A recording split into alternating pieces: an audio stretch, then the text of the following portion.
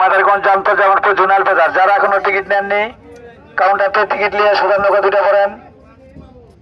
আগে উঠলে কিন্তু জায়গা ভালো পাবেন, চলে আসেন, টিকিট নিয়ে নৌকা দুটা করেন। সকাল থেকে কতগুলো টিপ আছে আপনাদের? সকাল থেকে আপনার সরকারিভাবে 3টে নৌকা চলে 80 টাকা করে ভাড়া, আর বাদ বাকি সময় আপনার রিজার্ভ যায় 150 টাকা 200 টাকা, ওটা মানুষের উপরে নির্ভর করে। কই কই যায় এখান থেকে এখান থেকে আপনার দেওয়ানগঞ্জ পর্যন্ত যায়, গুটাইল, উলিয়া, মানিকদার, ডাকাতমারা, ধারাবুরসা, আপনার পাকুরিয়া চর, যেমন দেওয়ানগঞ্জ যায়।